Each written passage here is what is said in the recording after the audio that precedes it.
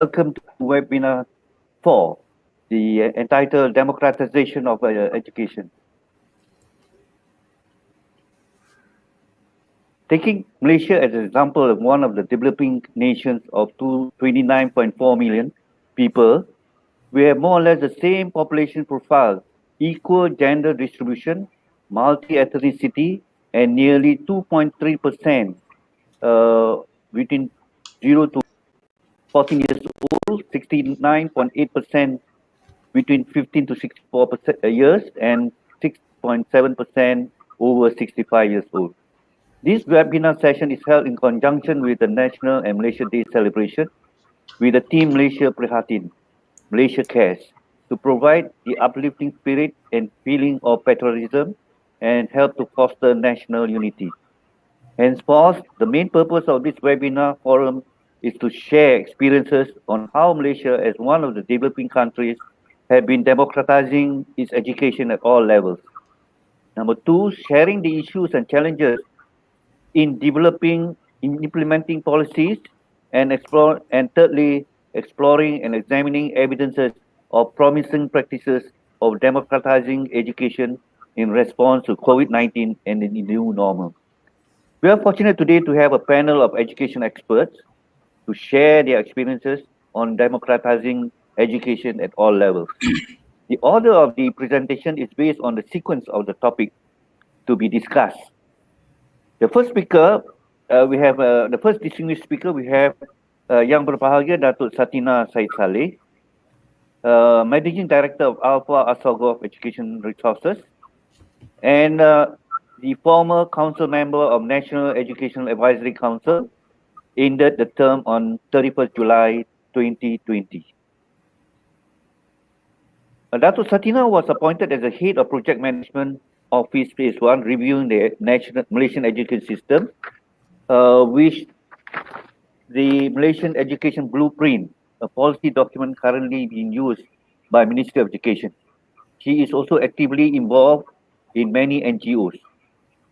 The second distinguished speaker is Yang Berbahagia Tan Sri Dr. T. Marimuthu. He was a former Deputy Minister of Agriculture, and Tan Sri has served the General Education Specialist in UNESCO and UNDP, and the education sector study in the Union of Myanmar, and consultant to National Democratic Institution for International Affairs. He was appointed Deputy Minister of Agriculture. Tan Sri was appointed to the Senate, Malaysian Senate, holding office from 1996 to 2002, and serving as the Chairman of International Relations Committee of the Malaysian Parliament and the President of Senators Club. Tan Sri has bestowed with several honors and awards for his distinguished social and political services. The third distinguished speaker is Yang Bahagia Professor Karim, Alias. He is currently the Director of the Center for Development and Academic Excellence of University Science Malaysia. He is responsible for designing and running the professional development programs in technology-enhanced learning and student-centered learning for the academic staff. In 2002, he was the recipient of USM Excellent Educator Award, the Anugerah Tokoh Distinguished Person in Anugerah Sangha Sanjung 2010, and the prestigious Anugerah Akademik Negara National Academic Award in 2008 for his teaching, and recently a Malaysian Rising Star 2015 Award, highest research citation in agriculture science, food technology, and food and science technology. The last speaker is Associate Prof. Dr. Amran, Dean School of Arts and Humanities, Social Science at AeU. He is currently leading Islamic Analytical Theology, the Kalam Revival Initiative in Malaysia, in collaboration with various Malaysian universities, focusing on re-establishing analytical, logical, and systemic approach to the Malaysian initiative. Complement the 9-year project of global analytical between Kalam Research and Media, KRM, and the John Templeton Foundation USA, starting in 2013.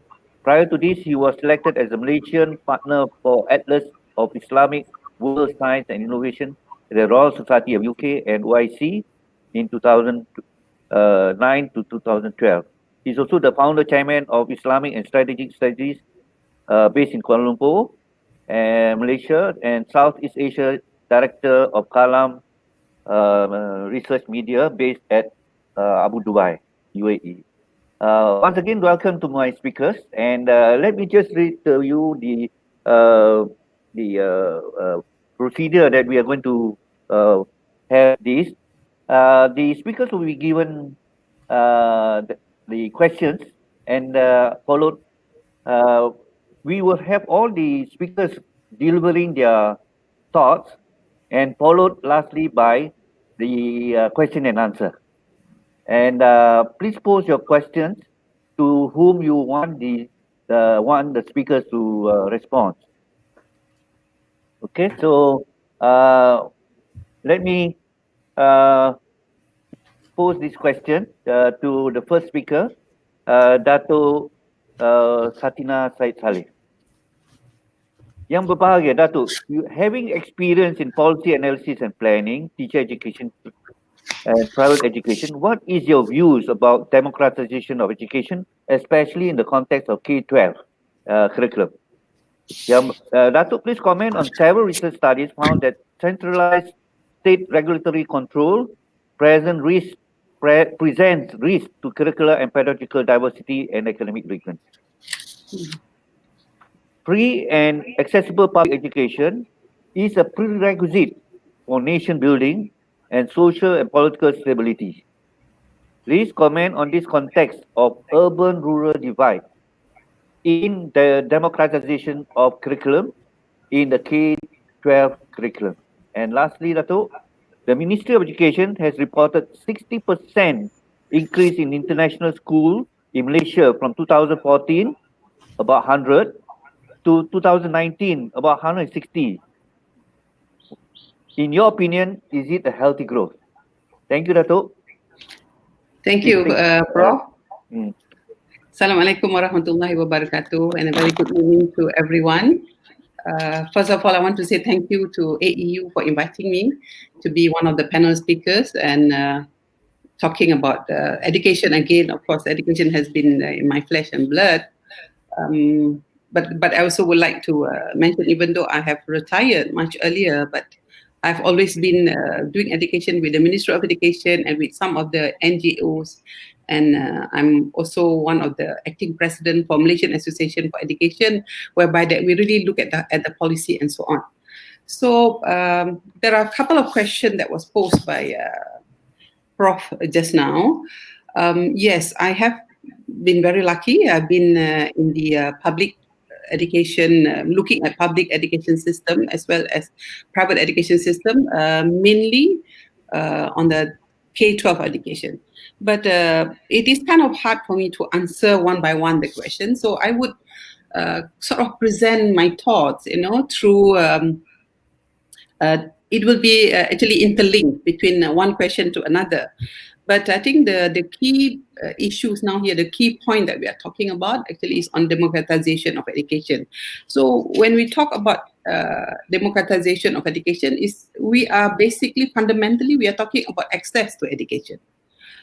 We are talking about how best we can deliver education to our people. So I'm basically limiting it to our country, Malaysia. And there are also a couple of questions that was mentioned there. Why is our system centralized? That means we have a federal that is taking care, federal government that is taking care of education. So when I talk about democratization, I just would like to put my thought process as well in order. There are actually the most fundamental objective of education in our country since after Merdeka. So we have a common, what we call it, a fundamental objective to reach our goals. That is the aspiration of Malaysia to have our people to be a well-rounded citizen. This is actually stipulated in the Falsafah Pendidikan Kebangsaan that was actually created in 1988, updated. So it is the wholesome of rakyat, citizenship. So I would like to put it, actually bring it to the 5 key levels of our education. When we talk about democratization of education, this is also being actually captured again. Actually, the new policy that was done, the Malaysian Education Blueprint, it wasn't really something new. We have been at it in many documents that we have had before. Just that the access is equity and quality has always been there. But for this particular blueprint, we actually a few more levels there, a few more points, so that it will be a lot clearer in the context of our country, because our country is a multiracial country. We have many races, we have different religions. So the main objective is for us to be united. So I mentioned the first one, the most fundamental, the most important is access to education. And secondly, we are talking about equity to education. That means everyone will be able to have education. And thirdly, we talk about quality. We don't want to have education without quality. And then we also have unity, that is the one that I just mentioned. Unity is one of the most important, because in our country, if we don't have unity, we will not be able to progress. The Vision 2020 that we wanted to have, now it is kind of being prolonged, but it doesn't mean that we didn't reach anything in particular. And the third one, we are talking about efficiency in the education system itself. So these are actually the 5 system aspirations that was mentioned in the education blueprint. And I was very privileged that I was one of them that was called back by the ministry to help for the first phase actually of that. And over that as well, we also have what type of output, what type of deliverables that we want to have. So we also talk about the students' aspiration. So for students' aspiration, what type of students do we want actually? We talk about students with knowledge, students with thinking skills, students with leadership skills. We don't want them to just receive the knowledge but not able to really to think. And then bilingual proficiency is not only bahasa kebangsaan, bahasa Melayu, but also learning other languages like English, Chinese, or some other native languages in Sabah and Sarawak. And then we talk about ethics and spirituality. This is actually one of the most fundamental being talked about now. And national identity, patriotism. How do you actually feel love for your country? I want to mention this because I had the privilege of working for a while as a director for Malaysian Student Department in New Zealand. So when I went there and I saw our students there, and I could see that the love that they have for our country is a lot more. They don't take our country for granted. So these are the things that we need to emphasize and re-emphasize on that. So when I talk about access, let me go back to access again, because I said that is the most fundamental. Access means actually every child deserves an equal access to education. They must have the best education. They must be able to achieve actually their greatest potential, whatever that they should have. So that is the access. When we talk about equity, the school actually, we have schools that are top performing, for example. So they deliver the best system. But we also have schools that are in the rural area, the actually indigenous group of people. So equity, it is addressing where are the gaps that needs to be looked at. And then the quality, of course, we have to talk about quality, because we do also benchmark our quality with other countries as well. That is why we also sit for visa teams and so on, so that we can be part and parcel, not just as jago kampung, you know. And we talk about unity.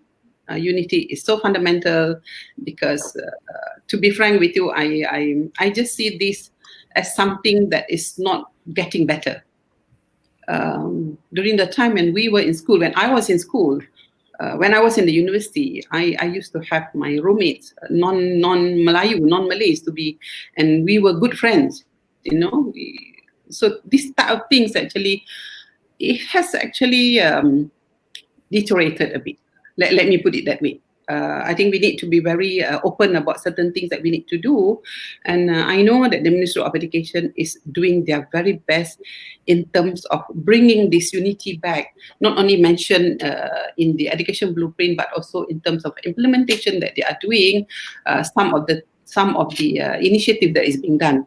And efficiency, I won't mention it very much. And then together with that as well, I also want to talk about what we have achieved a little bit. So when we talk about access, until now, in terms of access, actually, we have achieved 91% participation at the preschool level, which is quite high, actually. Universal participation rate at the primary level, which is 98%. So these are some of the success factors that we have achieved, the ministry or the country has achieved. For the secondary level, the upper and lower secondary level, it is 93%. So when we talk about democratization of education, we are also talking about compulsory education. So when do we get our children to go to school? They must go to school. If they don't go to school, they have homeschooling. They need to also declare it that you are not going to school, but I'm having school at home, for example. So now we have currently the policy only 6 years. But the ministry, the government is working towards 11 years, because when we talk about K-12, actually our country, we are not K-12 yet. We are hoping to move to that. And 6 years has been there, and then now coming into 11 years. So this actually will entail a lot of other work. I think when we talk about compulsory education, it's not just asking them to come to school. We also need to look at what are the legal implications if they don't go to school. What are the action that needs to be done? So it's not as simple as just, okay, we provide school, you go to school, you need to be there. And equity in education is one aspect, I think, that was mentioned by Prof just now in your question, where actually we have not been able to mitigate properly. Not to say not able to mitigate, we have mitigated, but we have not been successful enough. You know, I don't want to speak to appear as if I'm speaking on behalf of the Ministry of Education. I am not. I'm already outside, but I'm one of the educationists as well, that have been involved for the last 2 years with the National Education Advisory Council, whereby that we were really looking at some of the policies, and this aspect also we look at, and we presented some of our proposals to the Minister, to the Director General, and to the Secretary General, so that policies can be improved from time to time. Sometimes when you are within the Ministry of Education, we are not able to see certain things. So people from outside like us, we probably are able to see some of the shortcomings, and we try to put it forward. But of course, it's up to the minister whether they want to take it or they don't want to take it. That is once again. Okay, I think I touched that little bit on that quite a bit. Let me look at look at the centralized state regulatory. Why do we have why do we have a centralized system in our country? Yeah, we do have centralized system in our country. Simply, I think one aspect actually for uniformity, and also our country, we are very diverse, you know, and so to have each state to manage their own system, probably this is not, in my opinion, it is not the time yet. We might be able to do it eventually, but somehow we do, the government actually, they have done quite a few things in order to look at what are the issues that actually arise because of the centralized. So we have district, I think, as we all know, we have Pejabat Pendidikan Daerah, state, and also on. So now, after the education blueprint, the ministry also embarked on district transformation program as well, whereby these are the people who are closer to school.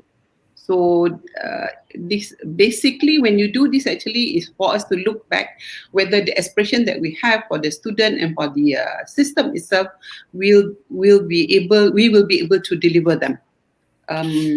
So that is another aspect. Actually, I'm not sure how much time do I have, Prof.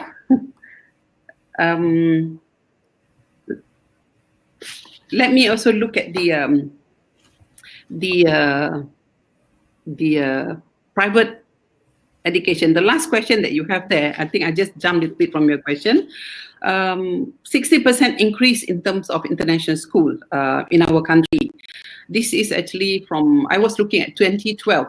2012, we were doing economic transformation program. I was actually one of them in the lab together with a different group of people from outside. At that time, Pemandu was there. Yes, actually, we can see the growth in international school, but I would say it's not just international school. We are also looking at private school, different type of private school. International school, we don't have big figure actually. I read the in the internet what was being put. That is not true. That is definitely not true. So let me just mention it about what do we have right now. Not only that we have private international school, but we also have private school. We have Chinese independent school, and we also have sekolah agama, and also we have academic primary and secondary and so on. If you were to ask me question whether this actually, whether it is a healthy growth, yes, I think it is a healthy growth because we have always had international school from the very beginning, once upon a time. If you remember, those days, our Malaysian students were not allowed to go into the international school, even though they want to have their children having different type of curriculum. And during that time as well, we were not putting some of the compulsory subject like agama, if you have enough Muslim student, or even something like Malaysian studies. But those days, I think this is bigger gap, I would say. Those days, we had politicians, we had rich people that sent their children overseas instead of putting their children in our country. So of course, not only that we let our money went out, then over a period of time, we changed the system. We allow to start with 40% for them to come in. Then now we open it totally. So it's up to the parents. This actually, we are talking about democratization of education. Parents are free to choose where they want to send their children.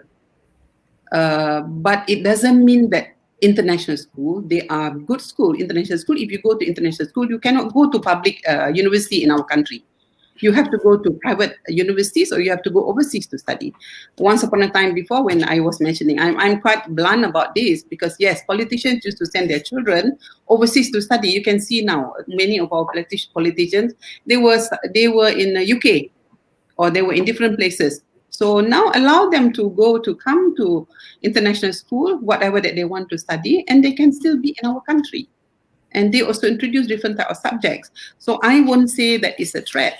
And even that, with that also, I would like to just mention a little bit in our higher education. We only have 20 public universities. Then we have many private universities. With the policy in the higher education, they are also encouraging the private universities to help in addressing the issue of access. So the public university cannot do it. So, but of course, for school K-12, way back for us to do that. But I would say we can complement each other. And I do sit in one or two, I do sit in some of the boards of governors of international school, and I do share, or the private school. Private mean they are using our national curriculum, and I do like what they are doing. But when I like what they are doing, I also would like them to share some of their good practices with our own school, which they are doing. So we are looking at basically synergizing what we have outside the private and also with the public. But I think the system in our country, we could do this quite a bit if we have a proper way of managing them. I think this also will go back to looking at, in the NGO area where I work as well, we're also looking at some of the private-public partnership, public-private partnership within schools, within GLCs and so on, that also help our country in helping the issue of access our institution in our country. So as far as I'm concerned, I don't know, some people may not like it, but I feel we should not feel threatened. I think our system is moving on very, very well. We are talking to them. I know some of them, they have workshop in helping how we can best address some of the shortcomings in our school, in terms of language, for example. We do that as well. Okay, let me look at some other, yes, how do we mitigate the shortcoming? I think that would be the last one that I would want to look at. How do we mitigate the gap that we have? Yes, the country now, the Ministry of Education, actually, they are looking at, I think the politician, they talk about it. So it is true, not only that they talk. So I know that the Ministry of Education, because when I was there until end of last month, they do quite a lot of initiatives in the rural area, but it's not good enough. Sabah and Sarawak is one of them. I think they're not happy because even frankly speaking, I also feel that we have not done enough for them. Because I was a teacher in Sabah. I was a teacher trainer also in Sabah. I saw some of them, you have to go by boat to go to the school. So we have not, I won't say now, we should have done it long time ago. This should have been done by the government way back in looking at their welfare. Why didn't we look? They are all Malaysians. Likewise, the same with our orang asli. You hear stories in Kelantan about our orang asli school. What do they do? How do they go to school? Whether they are interested in going to school. It is very sad, very, very sad state of affair. And I used to ask question before. When you have schools for the orang asli those days, why do we give them the same curriculum? We were not then, I think, not very sensitive. The indigenous people, they are not like the ordinary students in a town or even rural area. They have different their ways of life are totally different. So I think now I would like to actually just mention a few that was done, and I think that need to be improved. One, actually, we are looking at the issue of dropout students. I think the ministry, I can't mention here too much, but they are doing intervention quite a bit and preparing some of the program to allow them to basically to pull them to come to school instead of not going to school. And also we also do some of the programs done by NGOs into those areas. I know there are many JLCs who are in Sabah now, in Sarawak, who are helping with actually technology, with English, with technology, and they are really very, very happy with that type of things. And for the orang asli, there's one aspect that I wrote it down somewhere, that the government is doing now. So what they call it as a specific program for them. The K9 program. The K9 program is done for the Pinan and the orang asli, whereby that you allow them to go to school for primary and secondary in one particular school. 3 years for secondary and 6 years in primary. So that is allowed. And then you have special curriculum, and teachers are also trained differently so that they will be able to meet that gap, Then also the indigenous teachers as well, they are being trained because they are very sensitive people. I think those who are teachers, I was a teacher, so we realized that, I was privileged. I was teaching in Sarawak, I was teaching in Sabah, and we managed to visit some of the indigenous schools. These are our people. I look at it as our people who deserve to get whatever anyone else are getting. So I'm happy that a lot of programs were being done now by the Ministry of Education, so that they can look at the future in a more brighter way of looking at it. And I think one more aspect that I might want to mention. So, yes, I think there is another way of looking at democratization of education. We talk about freedom in choosing. Parents can choose where they want to send their children. Children can choose how they want to learn. Nobody can stop that. So this now, post-COVID, things are getting even more serious, even prior to COVID itself, So now actually education is open. I can just take the phone and learn something. Children can just take the computer or their mother's iPad and learn something. This is also freedom in actually learning something else and allowing them to actually accumulate knowledge more. And I think that part will be touched by one of our other speakers later on, on IT and so on. I don't know whether did I touch everything else. I talk about student aspiration, knowledge, and so on, and the numerous program that was done actually to improve the quality of education in the rural area and so on. Prof, have I finished already my 15 minutes, 10 minutes? You take it. Prof? Hello? Yes? Do I have time still, or I think it's... I can't hear you, Prof, actually.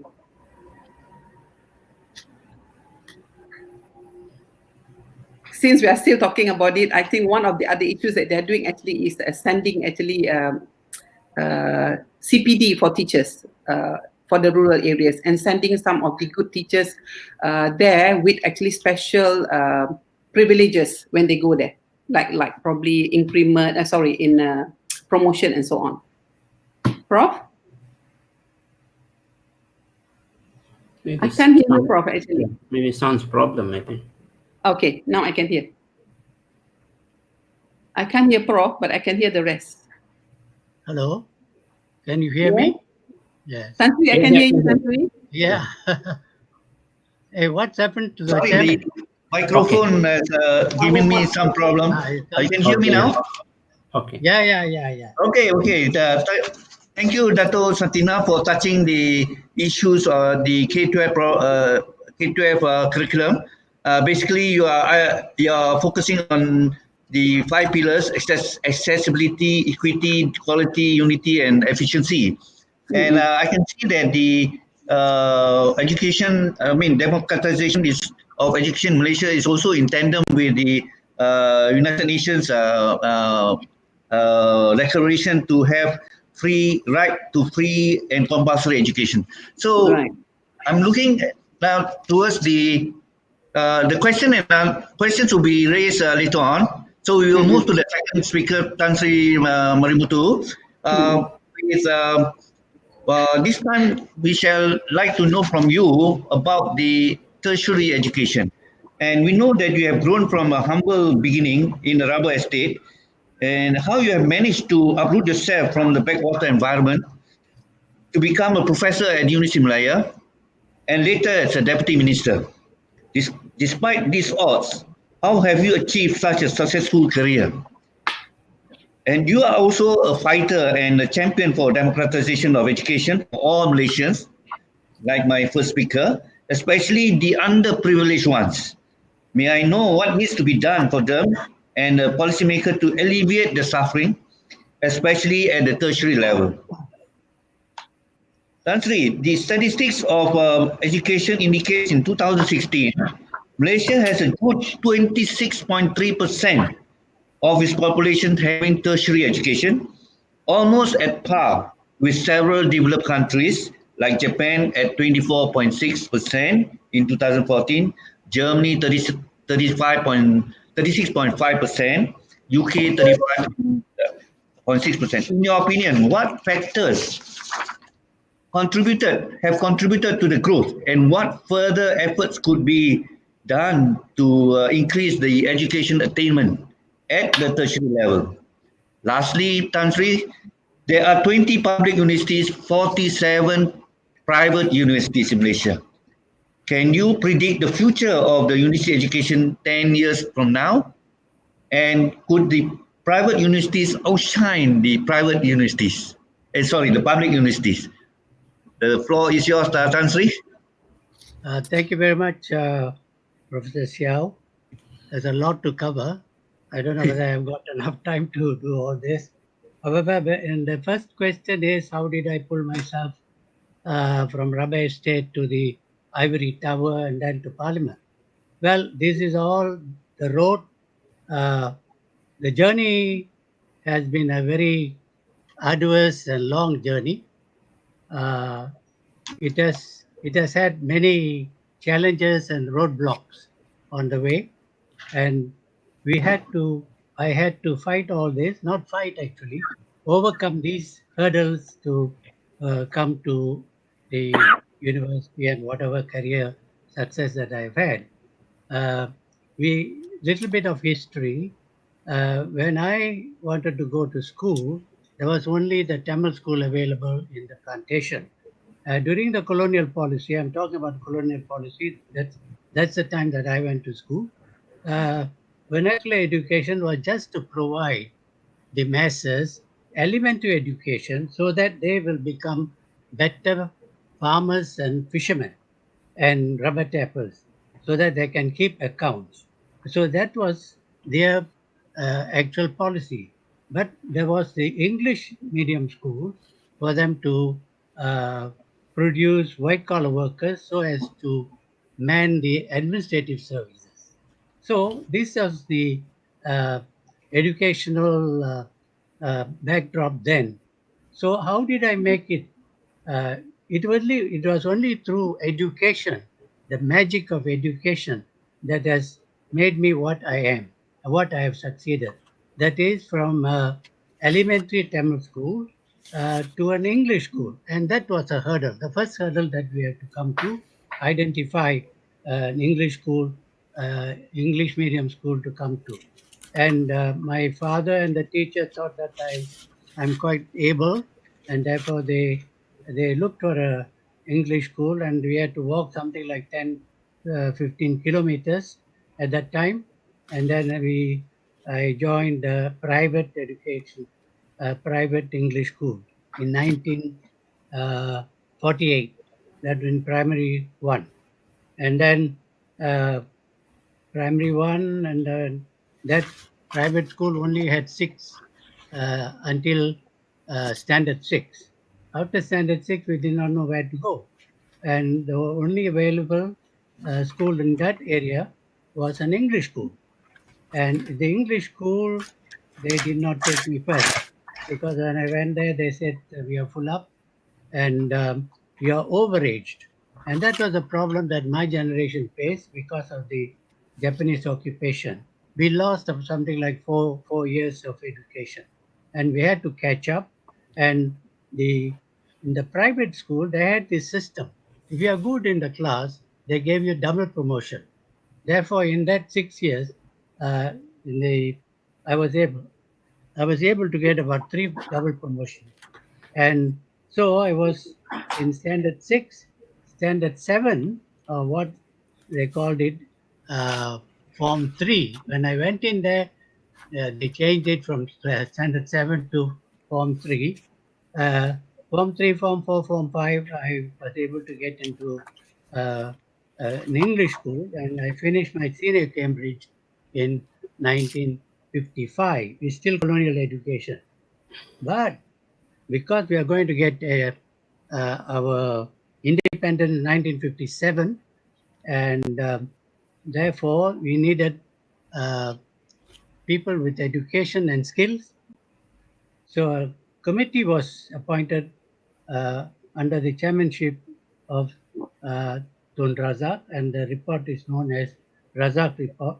They came out with an uh, the that um, later it was this bill, and that ordinance, educational ordinance, provided a pathway for all the vernacular schools, for example, Malay, Chinese, and Tamil schools, to come to the secondary schools. Secondary education was provided both in Malay and in English medium, and that was the pathway that was created by the Razak report. And I would say the Razak report laid the foundation for the education system in this country, and that was a statement of democratization, the first statement of democratization, where everyone can get an education if they pass, of course, several selective examination on the way.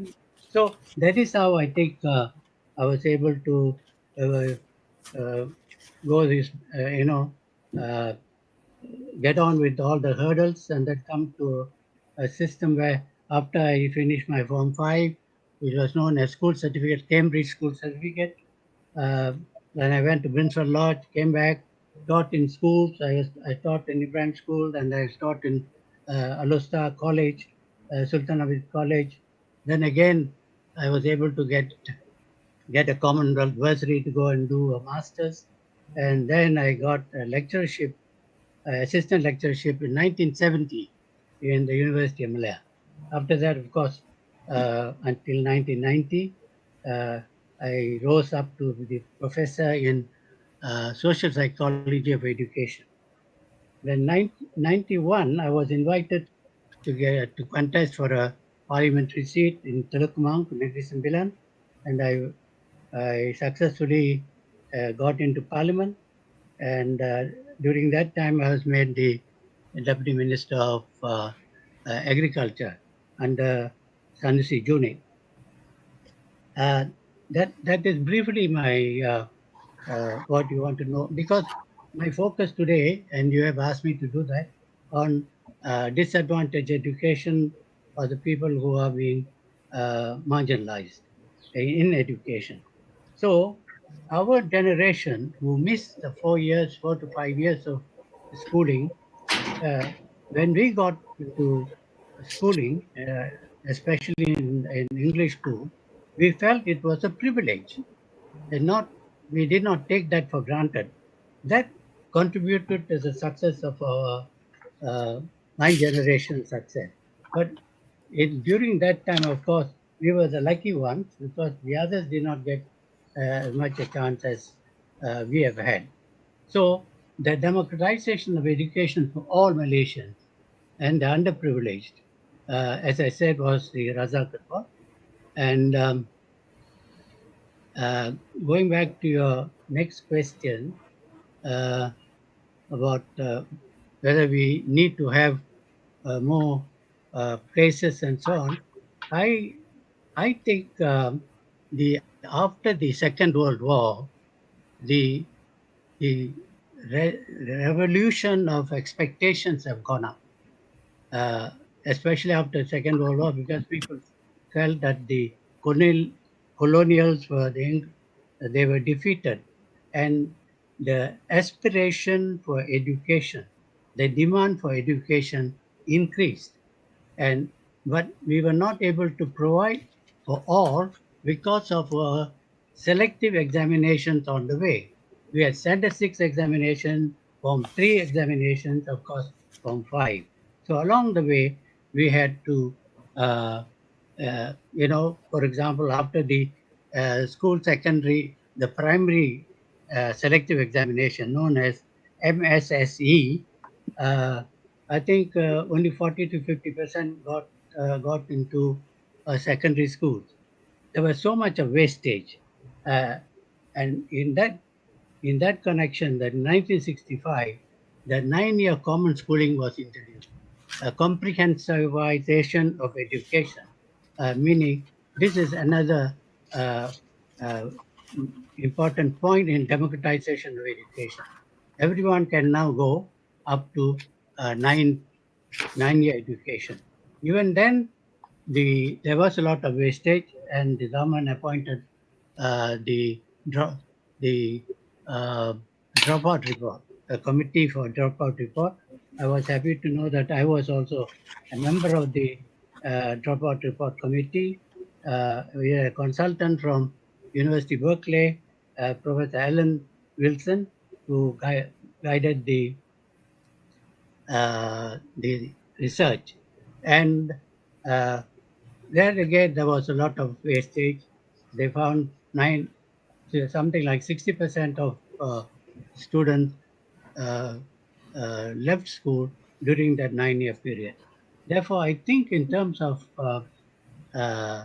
democratization, as Dato has said, Dato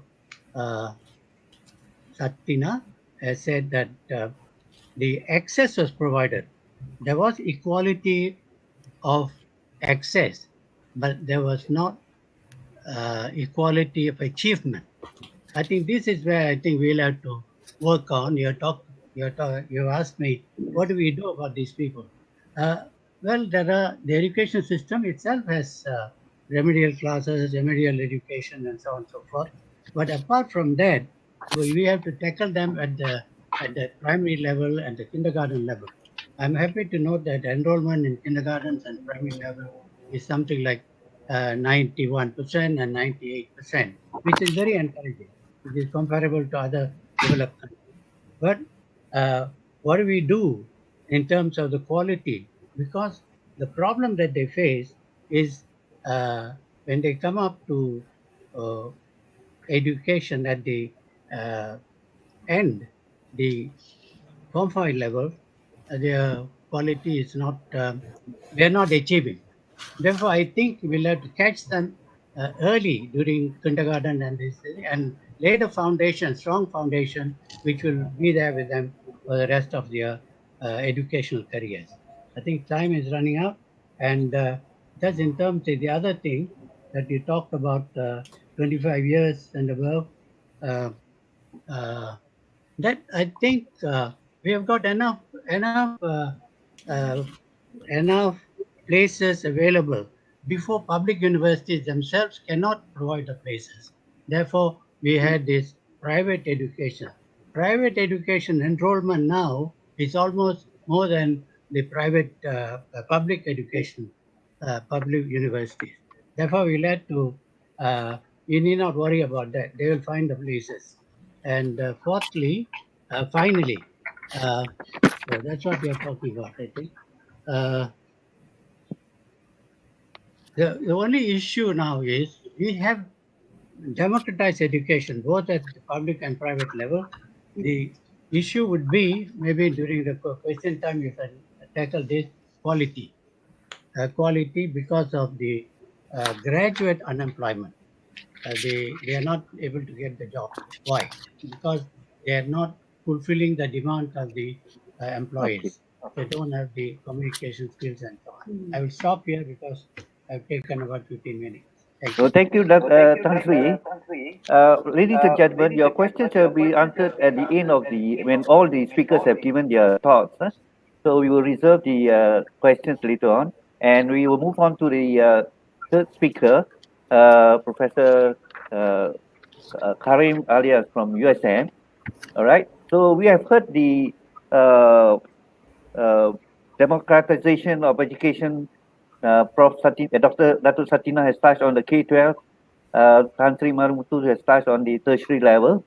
And while the efforts is moving smoothly, Prof. Karim, we are now how has COVID-19 pandemic or the new normal affected the democratization of education in Malaysia? And then the digital transformation of education make education more accessible to the world, especially during COVID-19 and the new normal. However, that there are issues to modernize and democratize traditional face-to-face education in emerging countries like Malaysia. And lastly, essentially, the digital transformation has enabled democratization of education. Courses are self-paced and offer access to material that was previously restricted to only a fortunate few. This is no longer the issue. However, there are more work to be done to continue and improve this democratization. So with that, Prof. Karim, please take us on. Thank you. Prof. Karim? Yes, thank you very much, Prof. Moderator. Good morning, everyone. Thanks for having me. It's a really great pleasure, and it's really an honor for me to be among the distinguished panelists here. Well, I've been talking about democratizing education actually in the past 10 years, especially in the context of online learning, because I'm involved with the Ministry of Higher Education at that time with massive open online course or MOOC or MOOC. And also involved in writing Chapter 9 or Shift 9 in Malaysia Education Blueprint, globalized online learning. So I'm a strong advocate of online learning. So yes, I would like to start by reiterating some points made by Dato Satinah and also Tan Sri Marimuthu just now about the philosophy or the concept when we talk about democratizing education. Well, yes, I believe COVID-19 pandemic, this pandemic episode is really very disruptive in many ways, including education as a whole. So I remember a few years ago, I used to talk about the term, I used to use the term the new normal when I talk about the future of MOOC, or massive open online courses, and online learning in general. But now the word new normal has become a new buzzword. Everyone is talking about new normal. So in the context of education and democratizing education, first, I think first we have to be very clear the meaning of democratizing education in the context of discussion, and this has been alluded by Dato Satinah as well as Prof Marimuthu just now. But from my perspective, when we look at the term democracy itself, what are the core universal principles of democracy? Basically, it's freedom, responsibility, and the equality and protection of universal human rights. And when we talk about human rights, one of the basic universal human rights is the right to get education, to have access to education. So when we talk about democratizing education, basically these are the same basic principles that should be applicable. And if you have read a book by very popular, very famous Brazilian writer, Paulo Freire, I believe Dato Satinah maybe know about Paulo Freire and his book, The Pedagogy of the Oppressed. He wrote, education is not a privilege. Education is not a privilege of an elite group or elite people, but the birthright of all men. It's a birthright. So this is the part that I want to stress. Education is the birthright of all men. And therefore, as such, education is, the way I see it, is a democratizing catalyst that enables a person to have more choices. Education will enhance their personal life, their life, their family life, and improve their productivity. So a democratic equation basically stress on the widening access of education to everyone, no one left behind, open access, and equal opportunity for everyone. So, of course, UNESCO has been, championing education for all since a long time ago, and this has been spelled out also very clearly in the form of Sustainable Development Goals, and there's or SDG, and there's a SDG 4, basically about education, about providing quality education, about providing or to ensure inclusive and equitable quality education, and to promote lifelong learning opportunities for all. And in Malaysia, we have several documents in the form of Malaysia Education Blueprint, and in our Malaysia Education Blueprint for Higher Education, for example, shift number 9 is about globalized online learning. Shift number 3 is about lifelong learning. And we also have the blueprint for the lifelong learning itself that you can download and from the website, and you can study what the government actually, the aspiration of the government in terms of providing education, in terms of democratizing education, and in relation to that also the lifelong learning for Malaysian. So what really happened during the COVID, during the MCO or PKP?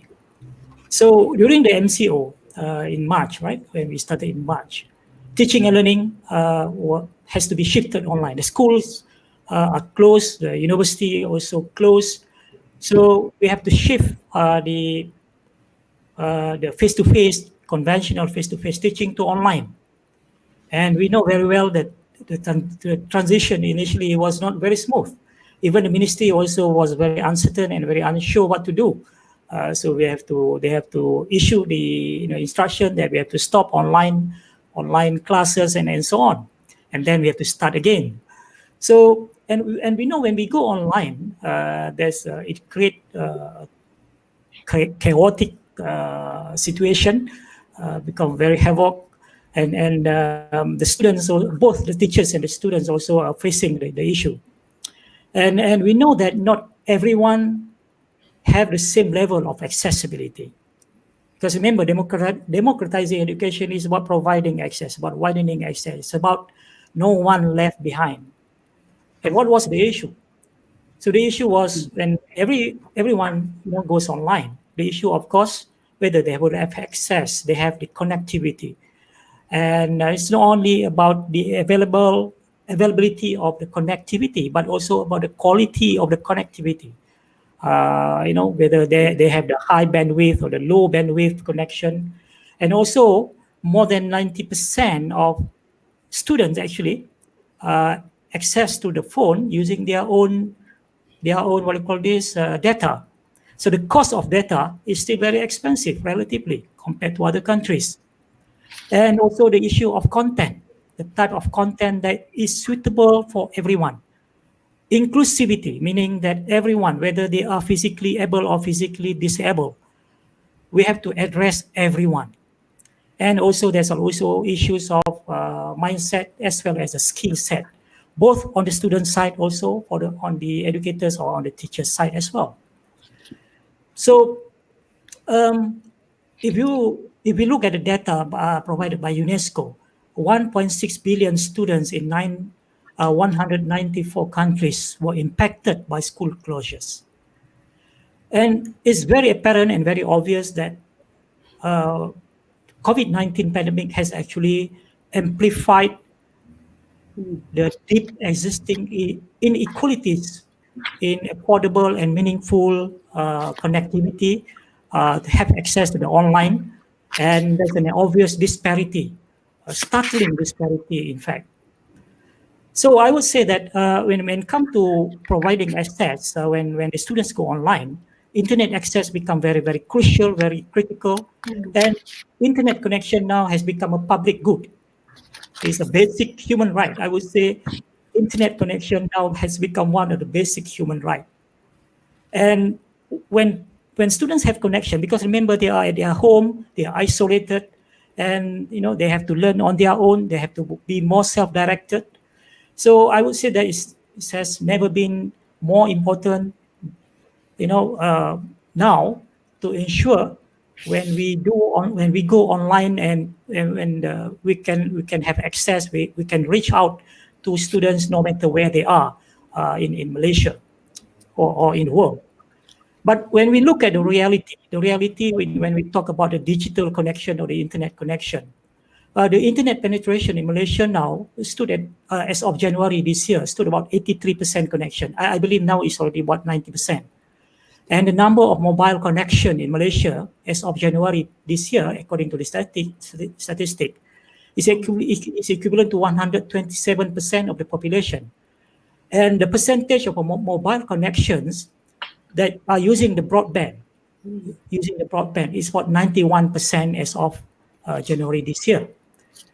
So, but still, the internet access, which is the lifeline in online learning to provide access to education, is still not widespread, and the quality also is not equal.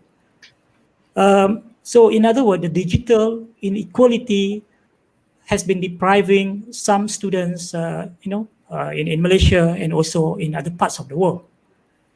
And so what I want to say here in terms of how do we move forward? In my opinion, there are at least two urgent actions that we need to take. The government has to take moving forward.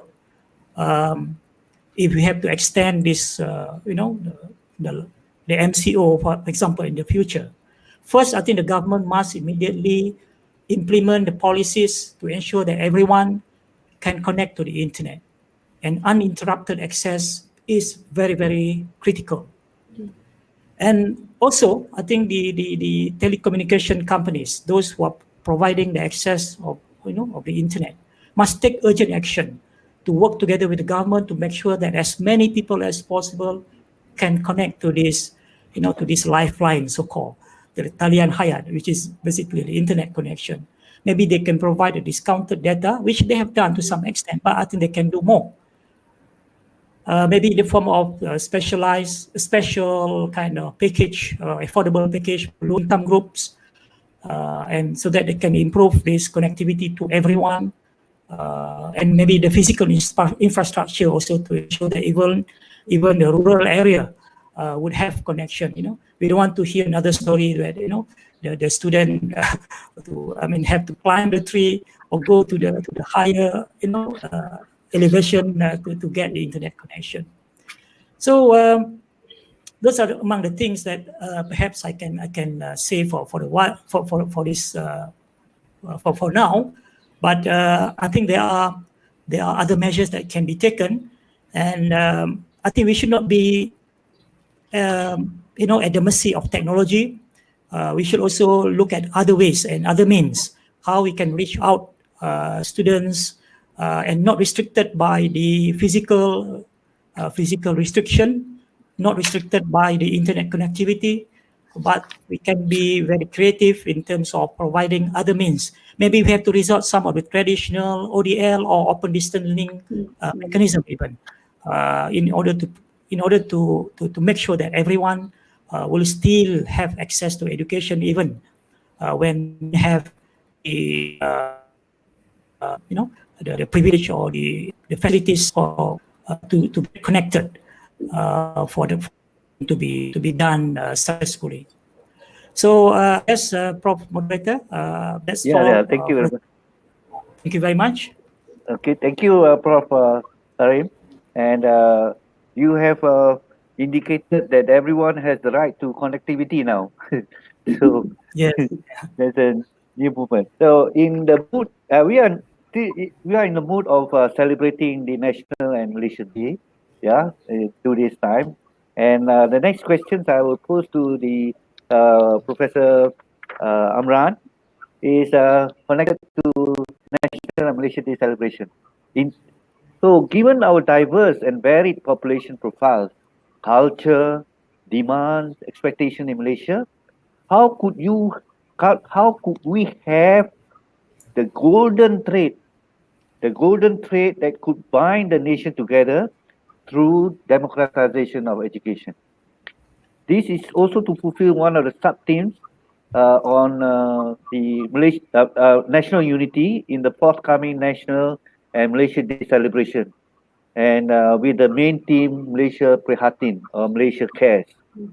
And lastly, Prof, can you suggest how can democratization of education be the crucial leverage point for instilling good moral values and patriotism? Prof Amran? Yes.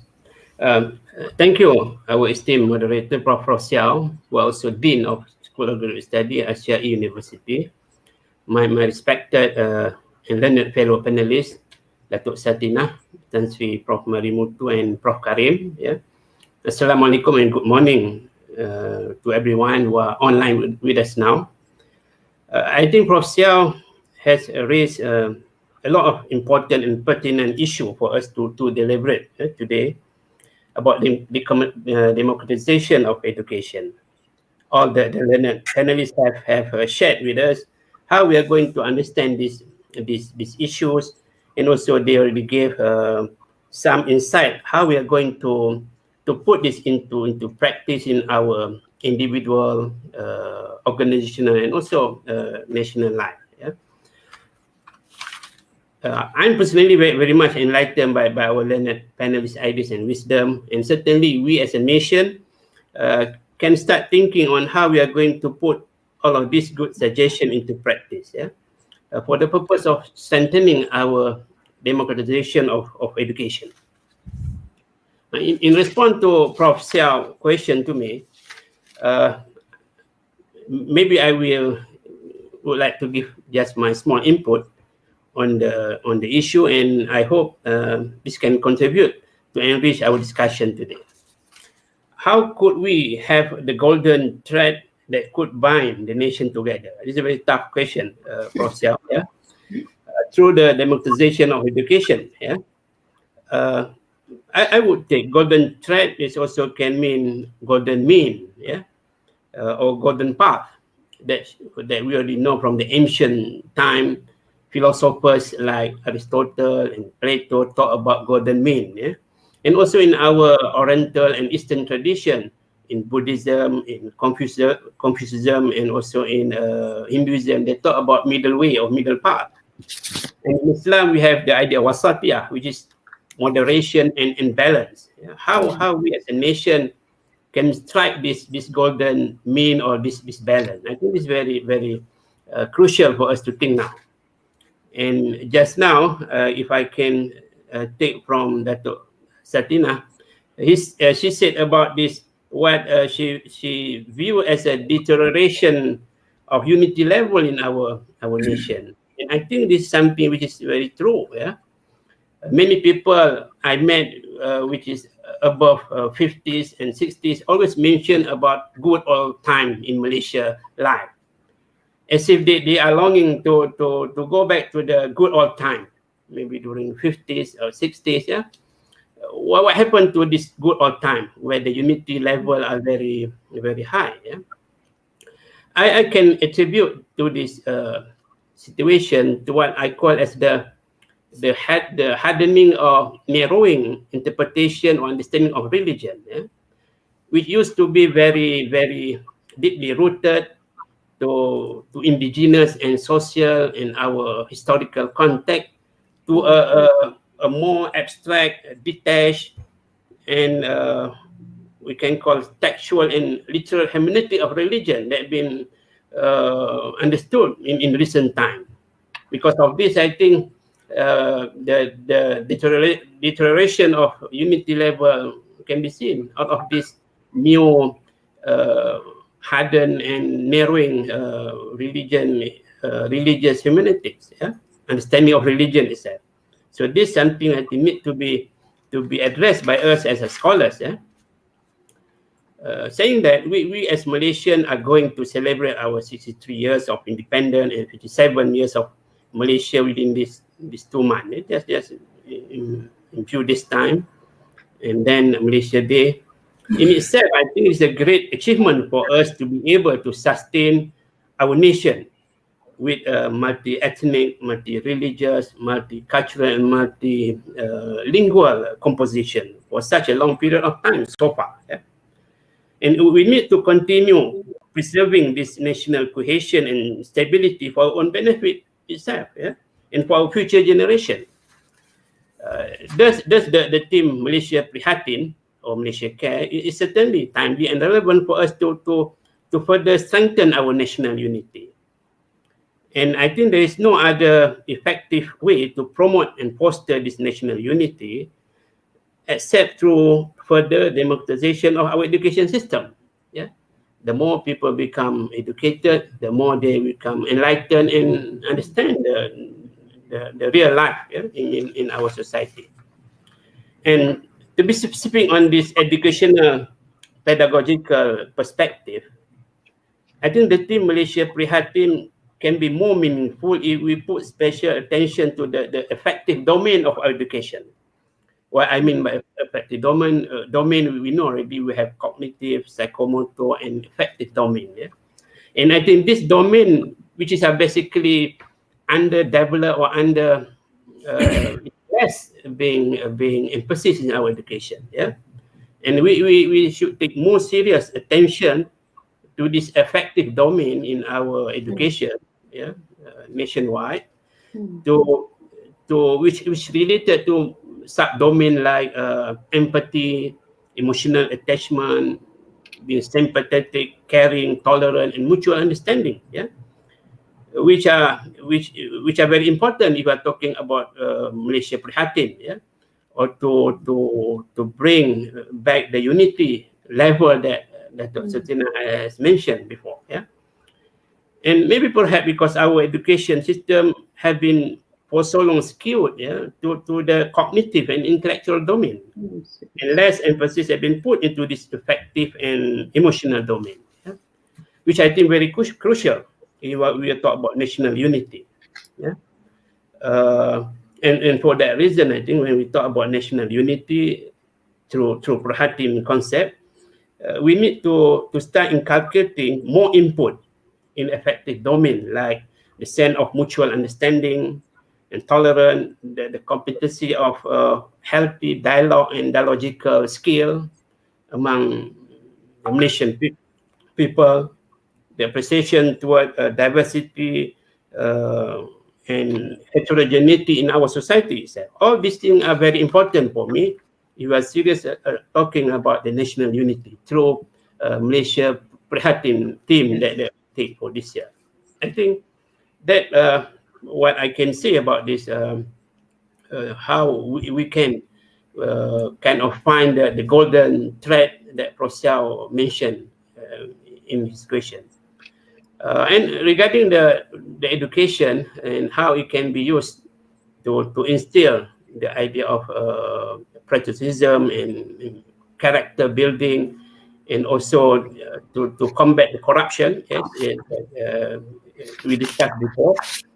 I think it's a great challenge for us now, not only in Malaysia but also in the world. That's right. We are living in the world that people call postmodern world, or sometimes they call post-truth world, where truth and reality are become irrelevant to the society at large. People are now taking more about sentiment, perception rather than truth. So globally, we have like a serious truth deficit problem.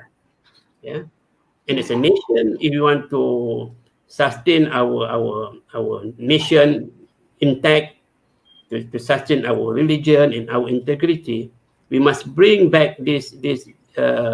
We must kind of address this truth deficit problem in the society.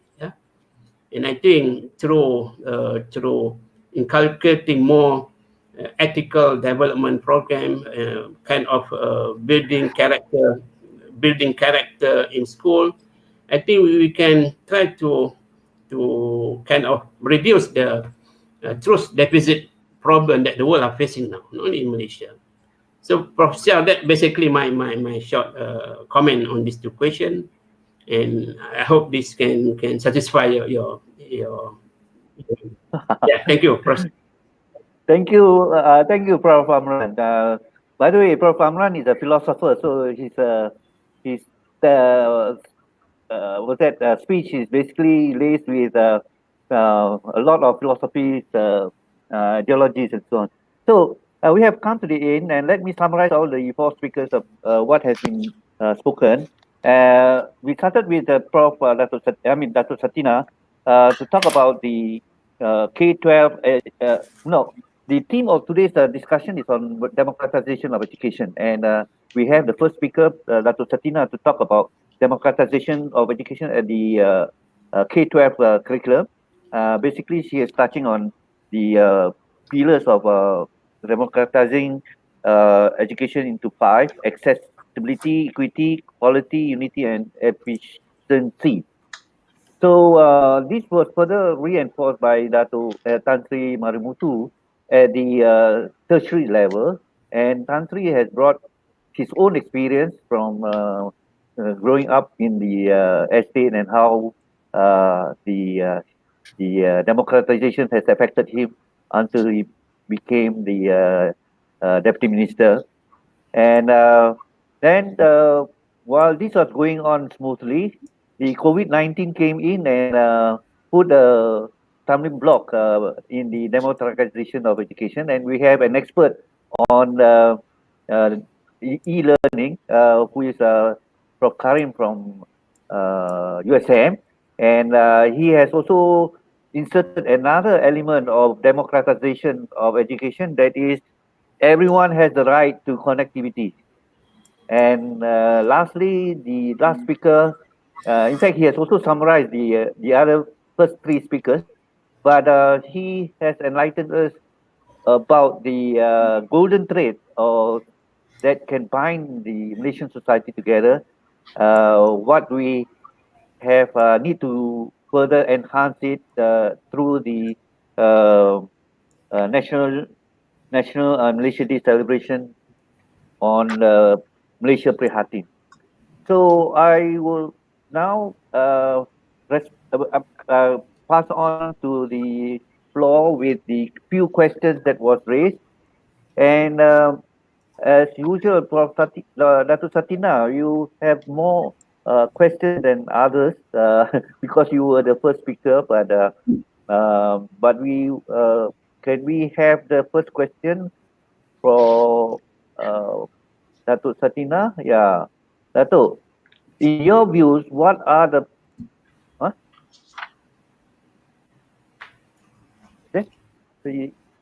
oh, which one? In your views, what are the priorities we need to establish for democratization of education in Malaysia, and what steps should we pursue immediately? Thank you for sharing. This one? Oh, okay. Can I think these questions raised by Dr. Tan can be answered by first we'd like to seek the view of Dr. Satinah, if possible. Okay, thank you. What you say? Is the mic on? Yeah. Yeah, all right, thank you. Actually, when we talk about democratization of education, it is not actually a policy anymore. It's a given.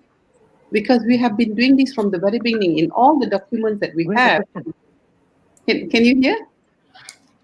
Yeah. You have to unmute me, yeah? Yeah. So I think what is being done now, it is good, but I think what needs to be done done more in looking at some of these pockets of our rakyat that have not been achieved, you know. I think those are basics that we need to address now. It is not just about generally looking at the education system in the whole country. We need to actually address them in a way they are actually different way of addressing them. The way to approach them cannot be just putting everything in the basket. Yes, you need to democratize education, but we are talking about what is happening to those children, as I mentioned just now, in the rural Sarawak, in Sabah, probably in the Ulu Kelantan as well, and other places, and also the Orang Asli, the Pinan. So these are the places that I feel the government should really look at it properly again, you know. But of course, we also cannot do things by just leveling down. You know, we are moving on towards a better, you know, facilities and so on. Leveling up must be done as well. That's why I always believe in education system. We cannot put everything in one basket. We just need to look at which are the strength and the weaknesses and see where we can actually help them. Those actually basically my initial view. Tan Sri, probably you want to take further on that. Yeah, Tan Sri, please.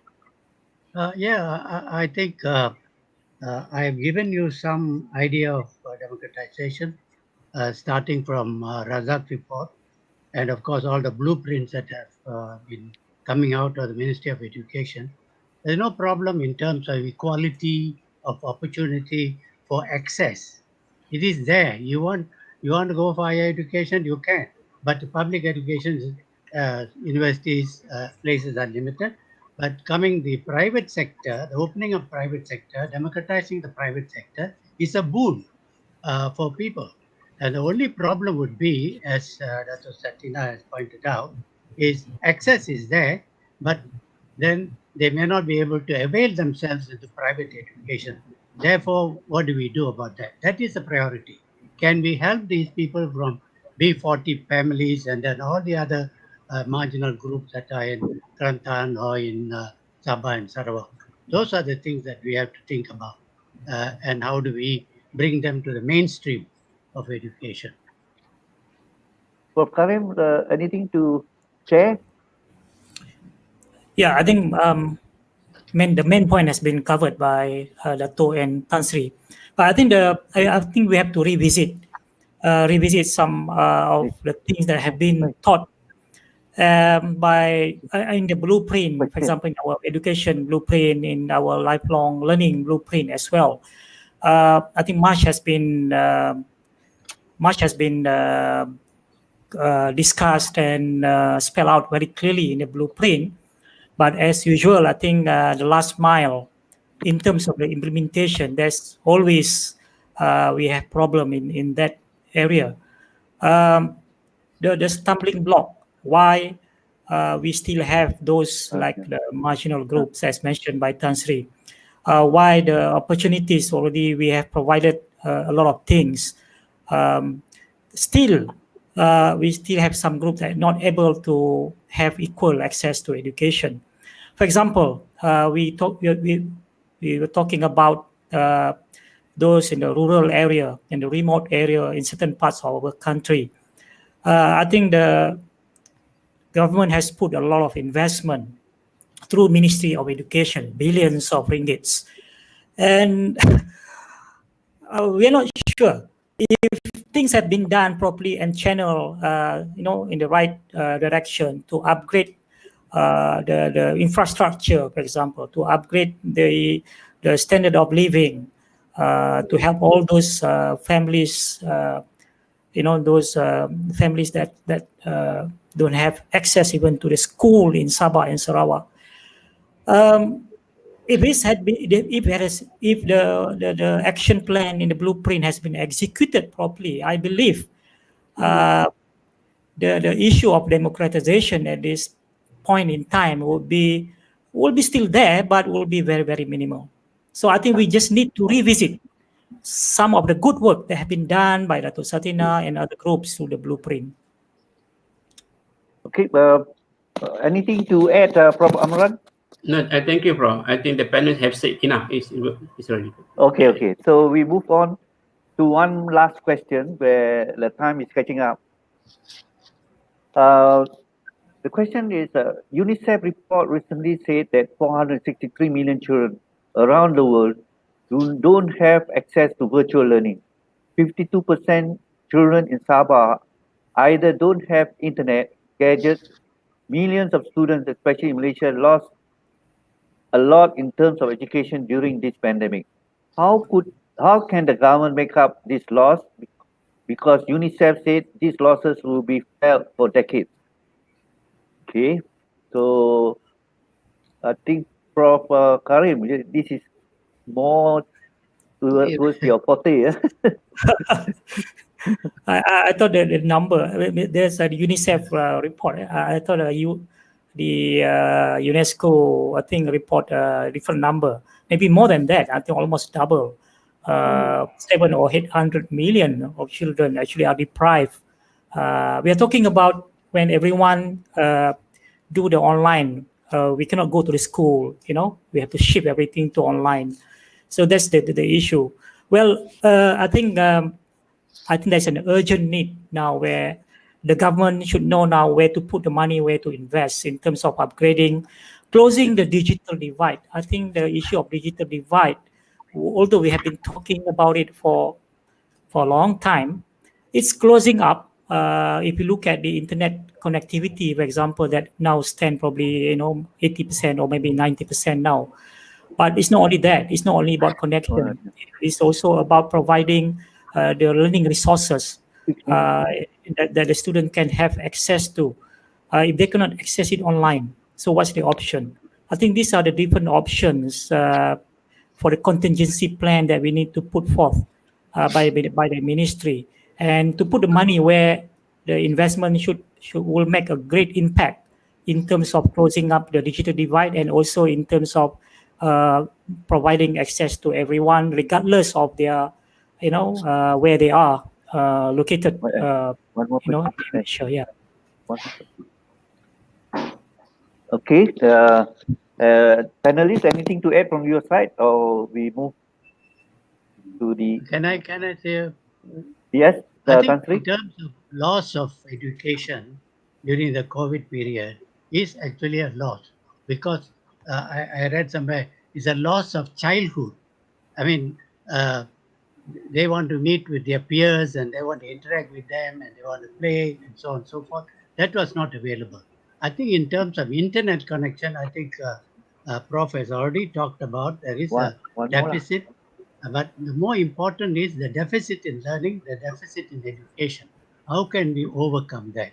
In terms of the loss of university education or secondary education, we can make it up by through extra classes, tuition, and so on and so forth. There are various innovative ways to try and to reduce the loss of education that will be experienced by these people during the COVID period. Yeah. Thank you, Prof.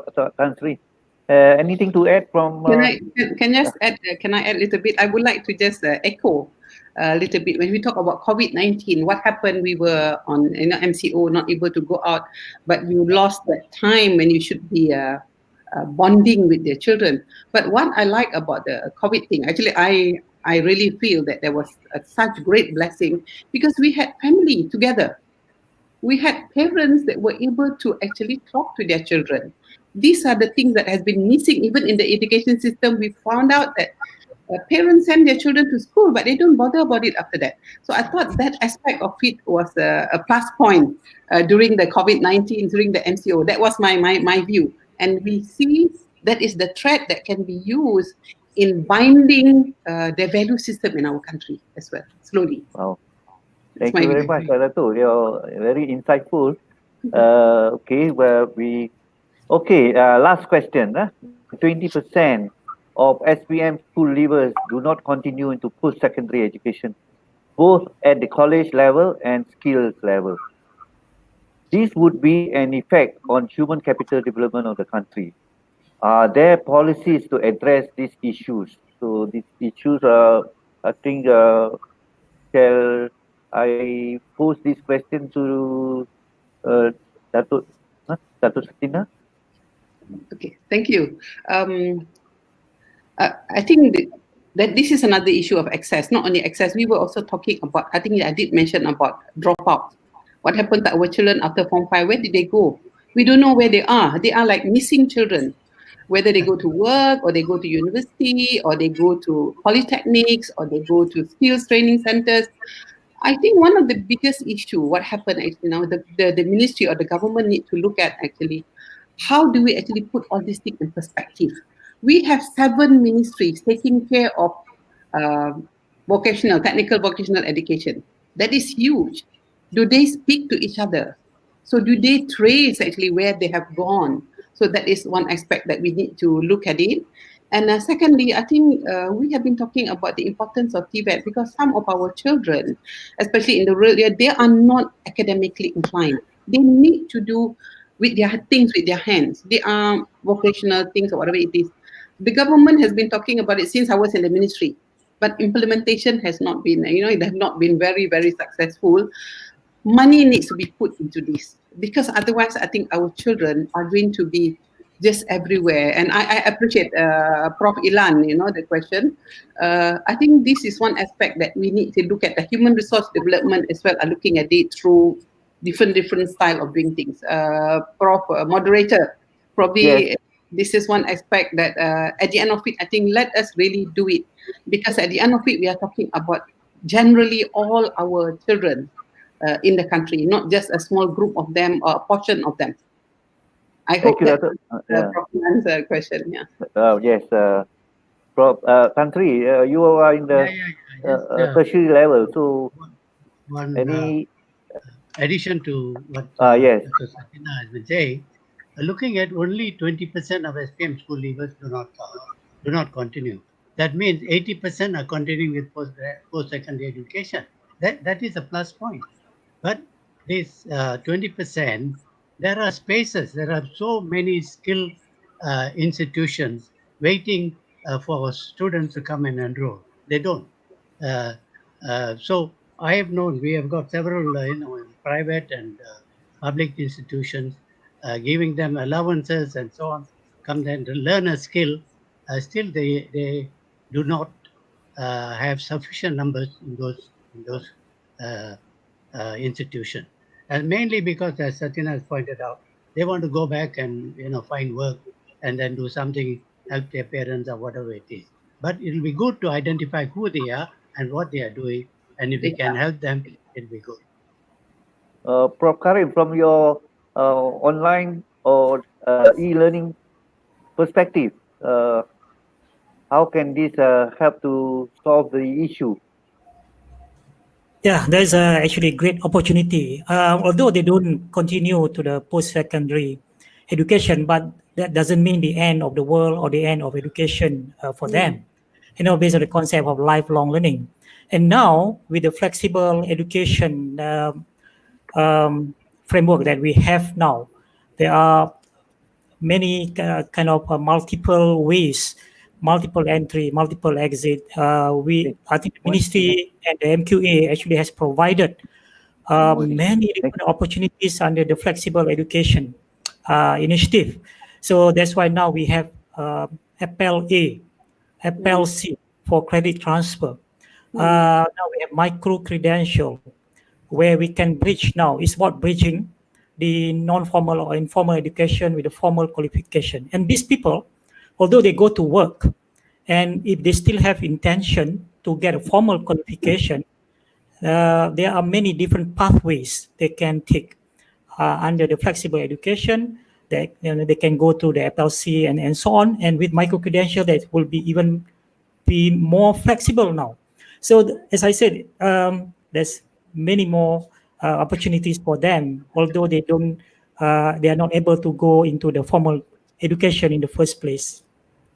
Thank you, Prof. Karim. That's very enlightening. And any additional comments from Prof. Amran? Yeah, maybe just short comment. Yeah, I think by now we already agreed that democratization of education will be the way for our nation to progress. And as far as basic education, the school level is already taken for granted as a universal, I think. Yeah. But now we should move forward the definition of education at the tertiary level, at university. Yeah, that I think that the benchmark that we should put now for our nation. Democratization is not meant just for school, but the highest level now. And as we see people comment about the very selective way of our university entrance system, this need to be opened up. Yeah. And we should have more pathway for university education other than the typical academic way which we have now. I think that should be the way forward for our nation. That's my short comment. Thank you very much, ladies and gentlemen. We have come to the end of the webinar for democratization of education. And on behalf of AeU University, I would like to thank my speakers, Dato Satinah, Tan Sri Marimuthu, Prof. Karim, and Prof. Amran. So, please don't forget to leave your addresses and contact numbers so that we can get in touch with you. And for those questions that have been left unanswered, we will try to push it back to the speakers via online. Okay, thank you very much once again, ladies and gentlemen. And don't forget to join our next webinar session very soon. So on the ending mode, I would like to wish everyone the celebrate the National and Malaysia Day on Monday. So once again, thank you. Thank you very much. Right. Thank you.